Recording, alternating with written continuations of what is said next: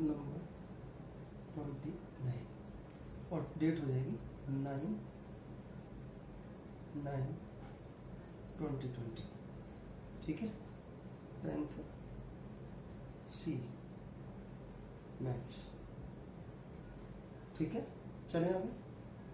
Good morning बच्चों, आज विशेष रूप से हम कोऑर्डिनेट ज्योमेट्री में डिफरेंट फॉर्मूलों का, विभिन्न सूत्र, जैसे विभिन्न सूत्र, नंबर 1 दूरी सूत्र,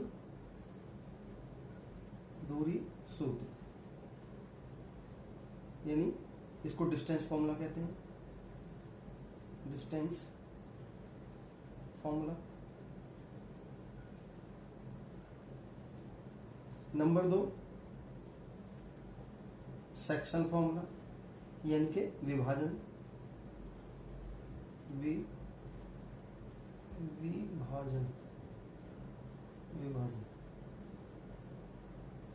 विभाजन सूत्र,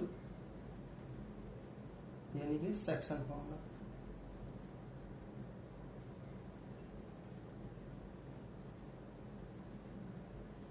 तीसरा ऐसे ही मध्य बिंदु फॉर्मूला, मीन, मध्य बिंदु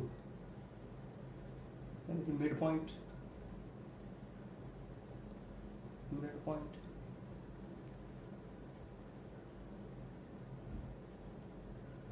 नंबर 4 कोलिनियर, संरेखीय बिंदु। आदि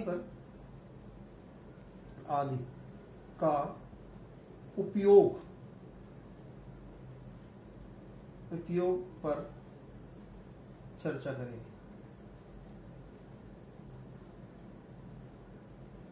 बच्चों, आपने देखा होगा जब हमने डिस्टेंस फॉर्मूले की बात करी थी, जब हमने दूरी सूत्र की बात करी थी, अब दूरी सूत्र का उपयोग देखिए, आपको पहले आ चुका है एक बार वर्कशीट के अंदर। दूरी सूत्र क्या है कि जब भी दूरी सूत्र के अंदर यानी डिस्टेंस फॉर्मूले के अंदर जब भी हम किसी भी, याद रखिएगा, मान लो ये बिंदु A है और ये बिंदु B है, चाहिए इसके कोऑर्डिनेट होंगे x1 y1 और इसके कोऑर्डिनेट होंगे x2 y2। ठीक है ना। अब ये जो AB है, AB चाहे कोई त्रिभुज की भुजा हो, नंबर 1। नंबर 2 दो बिंदुओं के बीच की दूरी हो, दो बिंदुओं के बीच की लंबाई हो यानी दूरी हो। ठीक है ना। या नंबर 3 किसी चतुर्भुज की भुजा हो, सभी जगह भुजा हो, है ना, सभी जगह हम डिस्टेंस फॉर्मूले को यानी दूरी सूत्र को प्रयोग करके वे सभी लंबाइयां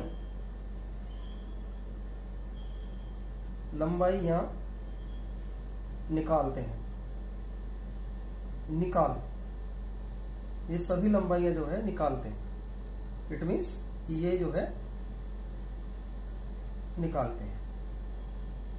तो यहां पर डिस्टेंस फॉर्मूले का प्रयोग किया जाता है। ठीक है ना। और डिस्टेंस फॉर्मूला तो आप जानते ही हैं, सूत्र क्या है, D बराबर, आपने पढ़ा है, √2। यदि मैंने बोला था आपको पहले भी, चाहे x1 - x2 करिए, चाहे x2 माइनस x1 करिए, बिल्कुल भी डरने की जरूरत नहीं। बच्चों ध्यान रखिएगा, जब आप डिस्टेंस फॉर्मूला निकालते हो तो इसमें आपको दो भुजों का और दो कोटियों का डिफरेंस चाहिए, यानी x2 ध्यान रखिएगा माइनस x1, दोनों का डिफरेंस निकालिए, इसका whole square, plus y2 minus y1 निकालिए, इसका होल स्क्वायर। ये आपको डिस्टेंस फॉर्मूले का, यहां पर आपको दूरी सूत्र निकालने के लिए इस फॉर्मूले का इस्तेमाल करते हैं। जब हम इसका इस्तेमाल करते हैं तो जो भी आता है, ये जो भी आता है इकाई, ये जो इकाई है यानी ये दूरी होगी, ये उसकी लंबाई होगी।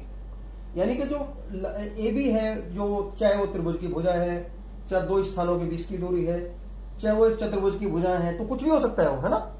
तो ध्यान रखिएगा, यदि आपसे कहा भी एक चतुर्भुज को जांच करो, है ना, तो वहां अभी मैं और दे रहा हूं, तो ये समझ आ गया ना। यानी इस फॉर्मूले का, जैसे मानो आपसे कहा भी, अब हम आगे बताते हैं, इसमें समझ आ गया होगा ना, यहां तक बताइए, कोई दिक्कत नहीं। थोड़ा सा बच्चों, यदि चतुर्भुज की चारों भुजाओं की लंबाई की बात करें, भुजाओं की लंबाई निकालनी है, लंबाई, विकर्ण,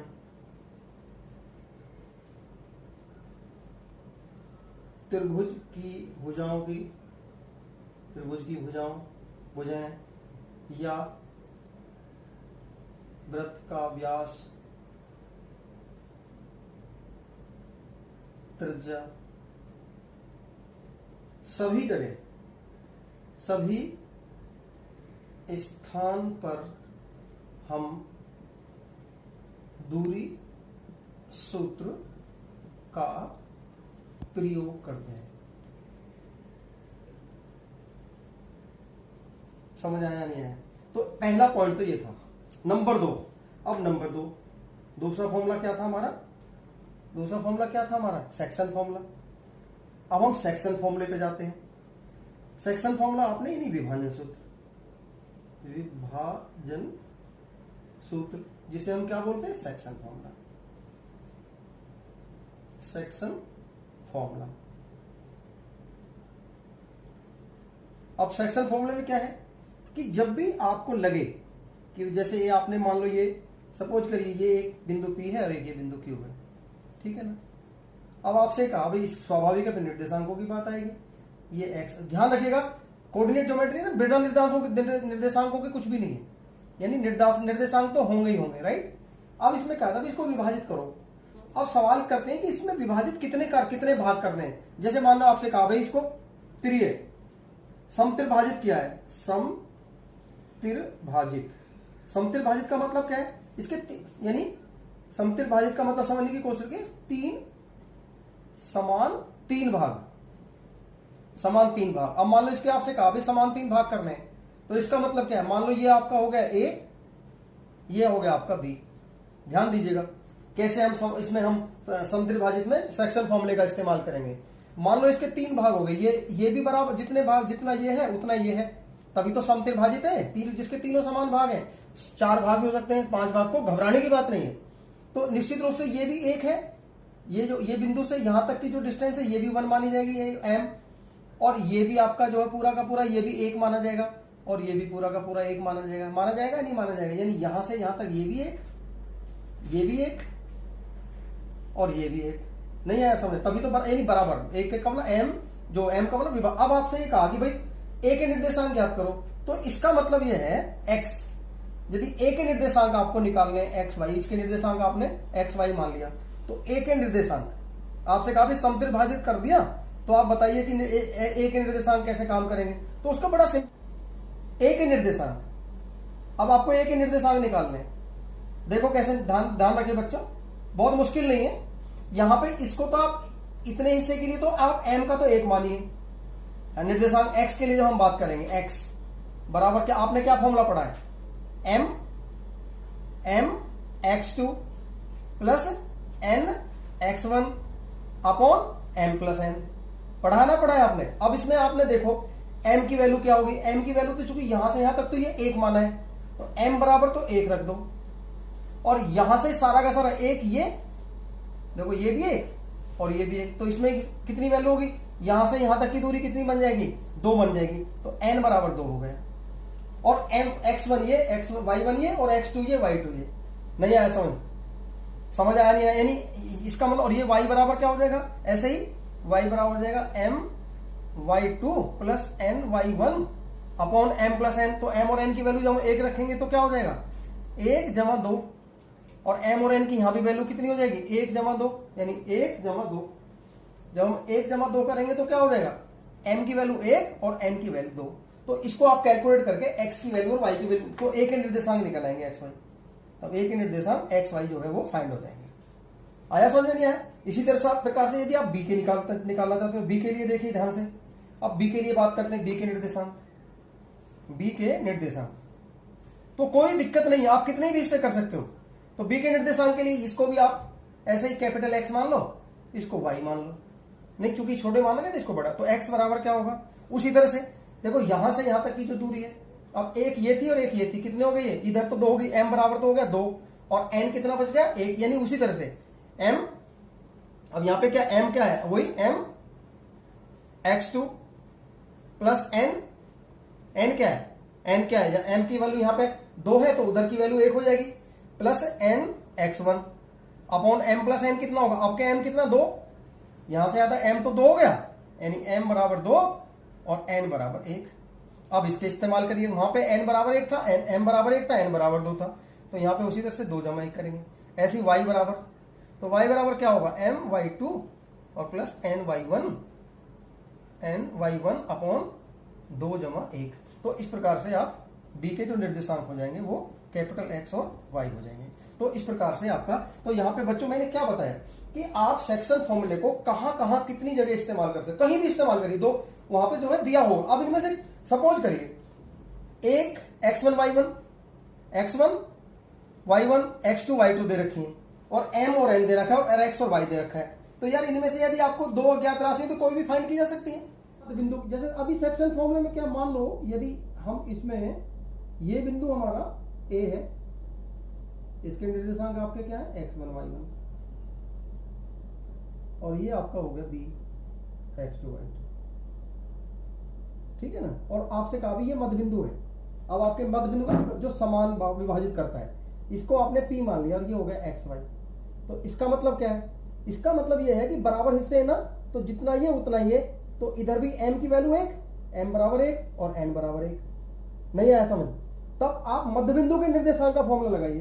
क्या फॉर्मूला लगाएंगे, मध्य बिंदु के निर्देशांक, मध्य बिंदु के निर्देश। जब भी आपसे समद्वि भाजित की बात करें, जब आपसे कहा भाई इसको समद्वि भाजित किया गया है, राइट, तो उसी स्थिति में आप मध्य बिंदु के निर्देशांक का फॉर्मूला लगाइए। x बराबर क्या फॉर्मूला मैंने बताया था, सीधा सीधा x1, x की वैल्यू ये जो x जो है वो x1 प्लस y1 बटे 2, और y की वैल्यू क्या हो जाएगी x2 x y1 y, sorry उल्टा हो गया ना, गलत कर दिया मैंने, यहाँ पे मैंने गलत कर दिया, ये गलत हो गया, सॉरी, इसको दोबारा देखते हैं। यहाँ पे कोई बात नहीं बेटे, चलते रहने देना, x1 प्लस x2 अपॉन 2 और y1 प्लस y2 अपॉन 2। तो इस प्रकार से ये मध्य बिंदु के निर्देशांक निकल आएंगे। जैसे आप इसका भी उपयोग देखेगा, जैसे मान लो आपसे कहा भाई ये एक सर्किल है, ठीक है, और ये सर्किल का जो है व्यास है, व्यास जानते हैं केंद्र से होकर जाता है। अब इसके व्यास के सिरों के निर्देशांक दे रखे, मान लो 2 3, और ये आपका हो गया मान लो आपका 3 4, या कुछ भी मान लो आपका 4 3 सपोज करते हैं, राइट। अब आपका ये दे दिया, ठीक है ना, ठीक है। अब आपसे कहा भाई इसका व्यास ज्ञात करिए, एक तो आपसे व्यास पूछ लिया, और दूसरा आपसे क्या कहा, आपसे केंद्र के निर्देशांक, और दूसरा आपसे पूछ लिया त्रिज्या, और तीसरा पूछ लिया केंद्र के निर्देशांक, केंद्र के निर्देशांक, राइट, केंद्र के निर्देशांक आपसे पूछ लिया। बस बताइए केंद्र के निर्देशांक क्या, ये O है।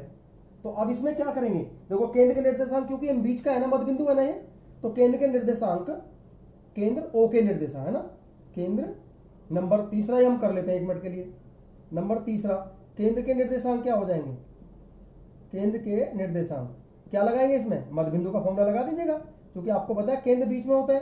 तो क्या हो जाएगा, x बराबर 2 जमा 4 x1 प्लस x2 और अपॉन 2, तो 3 आ गया। और दूसरा क्या हो जाएगा, y बराबर 3 + 3 और अपॉन 2, तो ये भी 3 आ गया। तो केंद्र के निर्देशांक क्या हो गए? केंद्र ओ के निर्देशांक। आया समझ में? नहीं आया? देखो कितना आसान हो गया। जो आपको बहुत मुश्किल लग रहा था क्या हो जाएंगे? 3 3 हो गए। तो केंद्र के निर्देशांक क्या हो गए? 3 3 आ गए। आया समझ में? नहीं आया? ऐसे आपसे का व्यास ज्ञात करिए, तो व्यास में डिस्टेंस फॉर्मूला लगाइए। जब व्यास निकालेंगे तो व्यास में डी निकाल लीजिएगा, जो भी आएगा। ठीक है ना? ठीक है, डिस्टेंस फॉर्मूला लगाइए। और त्रिज्या निकालने के लिए क्या करेंगे? त्रिज्या आपको पता ही है कितना करेंगे? d/2 कर दीजिएगा। मान लो d आ गया, सपोज करो 6 इकाई आ गया, 6 इकाई आ गया, राइट। तो उसमें आपका d कितना, त्रिज्या कितनी हो जाएगी? तो 6/2 = 3। तो इस प्रकार से आप, तो बच्चों ये जो बहुत इंपॉर्टेंट चीजें हैं जो मैंने आपके सामने रखी हैं, आप इन फॉर्मूलों का इस्तेमाल करना है। मध्य बिंदु के फॉर्मूले का, निर्देशांक निकालने का फॉर्मूला आपको पता होना चाहिए, डिस्टेंस फॉर्मूला निकालने का, सेक्शन फॉर्मूला निकालने का, जो फॉर्मूले हैं ना वो आपको दिमाग में रखने हैं, और ये देखना है कि कौन सा फॉर्मूला कहाँ इस्तेमाल करना है। बस इतनी सी बात है, बिल्कुल भी मुश्किल नहीं होगी। ये जो एक्सरसाइज आपकी वर्कशीट जो है ना 29, उसमें यही सारी चीजें हैं। समझ आ गया? बस बच्चों में चलते रहे। जब मैं बच्चों एक चीज आपको और बताऊंगा यहीं पर, ठीक है ना? ठीक है, अब उसको भी ध्यान से देख लीजिएगा। हम इसको और बढ़ा देते हैं आगे। क्या है अब आपको ये जो संरेखीय बिंदु की बात हमने की थी, संरेखीय बिंदु। अब संरेखीय बिंदु में मैंने क्या बताया था? संरेखीय बिंदु वो होते हैं जो, अब ये एक लाइन है, मान लो एक सरल रेखा है, ये मैंने आपको एक सरल रेखा ड्रॉ करी, ठीक है ना? ये आपकी कैसी रेखा है? सरल रेखा, स्ट्रेट लाइन। अब इस सरल रेखा पर जितने बिंदु पड़ जाएंगे, मान लो ये आपका ए है, ये आपका बी है, ये आपका सी है, ये आपका डी है, और बहुत सारे हो सकते हैं। अब आपसे कहा क्या ये संरेखीय है? अब जरा सोचो, मान लो ये आपकी, सपोज करो ए बी की लंबाई कितनी है? मान लो 2 है। बी सी की लंबाई मान लो आपकी 1 है, और ए डी की लंबाई कितनी है? मान लो आपकी 3। तो कुल देखोगे, यदि मैं इनको सबको भूल जाऊं, मैं ये मान लूं कि भाई ये सारी चीजें खत्म करके हम ए से डी तक की बात करें, हम इसको नाप ले। ऐसे हमने कहा भाई इसके लीजिए और ए से डी तक मापिए कितना हुआ। तो ए से डी तक की वैल्यू कितनी आएगी? 2 + 1 और +3, तो 6 नहीं हो जाएगी? तो ए डी की जो लंबाई है, यानी लास्ट के और फर्स्ट, पहले और लास्ट के जो 2 बिंदु है ना, इनके बीच की जो कुल लंबाई हो जाएगी वो हो जाएगी A B + B C + C D. यदि आपको लग रहा है, आपने देखा अभी ए बी की लंबाई निकाली, आपने बी सी की लंबाई निकाली, आपने सी डी की लंबाई, जो भी आ रही है, और आपने ए डी की लंबाई डिस्टेंस फॉर्मूले का इस्तेमाल करके, राइट, और आपने देखा कि जो ए डी की जो लंबाई है वो इन तीनों के लंबाई के बराबर है। यदि ऐसा आ रहा है तो इसका मतलब क्या है? ये जो अलग से लाइन है ये अलग लाइन नहीं है, अर्थात इसका मतलब, इट मींस, इसका मतलब ये है, इसका मतलब ए बी सी डी कैसे हैं? संरेखीय हैं। कैसे हैं? संरेखीय। आपके यहाँ 3 बिंदु होंगे, संरेखीय हैं। आपके यहाँ 3 बिंदु मान जाएंगे, लेकिन कभी कभी क्या होगा, मान लो ए बी की लंबाई सपोज करिए 2 है। अब सपोज करो ए बी हमने मान लिया 2, बी सी हमने मान लिया आपका, सपोज करिए आपका ये भी आपका 2 ही मान लिया, और हमने सी डी मान लिया आपको, सपोज करिए 3। और अब हमने ए डी को जो निकाला, हमने ए डी निकल गया हमारा 6, ठीक है ना? अब देखते हैं, ए डी बराबर हो जाना चाहिए A B + B C + C D, होना चाहिए नहीं? देखते हैं। तो ये तो हुआ 7, ए डी तो हो गया 6, ए डी तो 6 है, और ए बी कितना है? 2, बी सी कितना? 2, और ये 3, तो ये तो आया 6 और ये आ गया 7, तो ये तो बराबर नहीं है। इसका मतलब क्या है? इसका मतलब यदि या तो बी और या सी बाहर है, यानी इस लाइन पे नहीं है, या तो बी बाहर है यानी लाइन ऐसे जाएगी, तो अभी तो संरेखीय नहीं हुई ना। इसका मतलब यह है कि यदि इन सारे छोटे छोटे भागों को जोड़कर एक पूरी लंबाई के बराबर नहीं आ रहा है, तो इसका मतलब वो बिंदु, यानी ये अर्थात बिंदु यदि ऐसा आ रहा है ए बी सी डी, संरेखीय नहीं है, संरेखीय नहीं है, यानी संरेखीय बिंदु है। तो ये शर्त ध्यान रखिएगा। फिर एक बार अच्छे से समझा रहा हूं मैं आपको, संरेखीय बिंदु के लिए यदि 3 बिंदु संरेखीय हैं, फिर एक बात ध्यान रखिएगा, 1 सेकंड का मैं फिर टाइम दे रहा हूं आपको। यदि आपसे कहा कि 3 बिंदु दे रखे हैं, एक सवाल लेते हैं, 1 सेकंड का काम है, ज्यादा नहीं है, 1 सेकंड में मैं आपको इसको सवाल को कर लूंगा। सपोज करिए आपसे कहा अब भाई ये बिंदु है,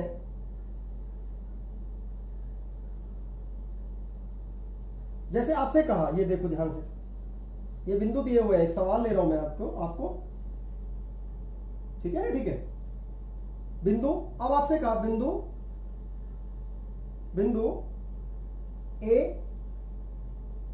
2a व माइनस ए और ए के बीच की दूरी